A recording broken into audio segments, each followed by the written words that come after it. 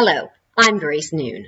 How would you, as a communications manager, oversee a crisis that involved the head of your company who brought its worth to over $18 billion, but was also accused by multiple women of sexual abuse?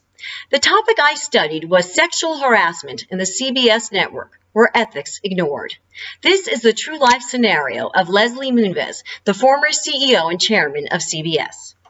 I chose this topic because over the past year, several women in the news and entertainment industries have come forward alleging sexual abuse. I wondered, in this male-dominated industry, would a crisis like this be managed appropriately? The artifacts that I used in this case included the New Yorker magazine, other news articles, and CBS statements. I found that CBS made some unethical decisions. In the summer of 2018, journalist Rowan Farrell for the New Yorker magazine wrote 2 articles. In the first article, 6 women came forward and alleged that Moonves had sexually assaulted them, and if they rebuffed his advances, there would be retaliation in the workforce. Other employees said that they knew of these advances. CBS responded appropriately with this statement. The independent directors of CBS have committed to investigating claims that violate the company's clear policies. The company also stated that in addition to this internal review, there would also be an external review. Now, on the surface, this seems ethical, but I uncovered that the 2 law firms that were chosen had done business with CBS in the past. Therefore, one would question their autonomy. Shannon Bowen stated, "Autonomy frees the decision maker from special interests, from reciprocal obligations, or from other sources of persuasion that might taint the moral decision." Next, I reviewed some day-to-day policies of CBS. I found out that Moonves remained in his position. He was not suspended. He did resign about a month later, when it became apparent on September 8th that another article was about to be published, with 6 more women coming forward. CBS issued a statement on its website. Although it was truthful, it was not transparent.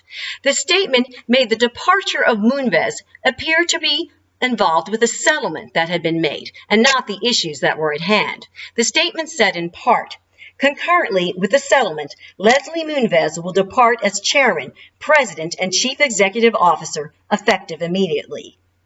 Donna Boehm writes for the Compliance Strategist blog and criticized CBS for this ambiguous statement. She said, "Instead of seizing on its defining moment, as the world was watching, CBS decided to respond by farming the matter out to its corporate lawyers and general counsel, who then engineered an outcome that reached new levels of corporate cluelessness, tone deafness, and professional and ethical malpractice."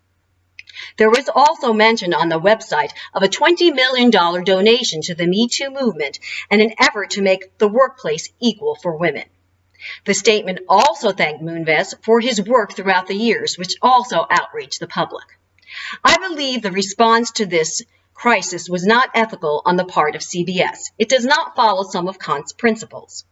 Act in such a way that you always treat humanity, whether in your own persons or in the person of any other, never simply as a mean, but always at the same time as an end. Clearly, the victim in this case and also the employees were not the priority. High ratings and profits, as well as Moonves, was the priority for CBS.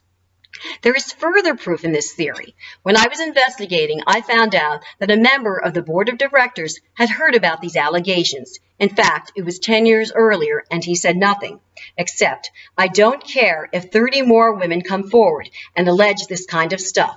Les is our leader, and it wouldn't change my opinion of him. The board should have come forward." This also makes me think of a statement we read in our textbook by Gower. "Today, companies cannot wait until a third party discovers a flaw. They must announce it themselves. They must be transparent." Kim and Kai also say that public relations agencies are currently emphasizing result-oriented values, such as serving clients' interests over serving public interest. In this case, CBS, the client, was being served, but not the public, not the employees, and not the victims.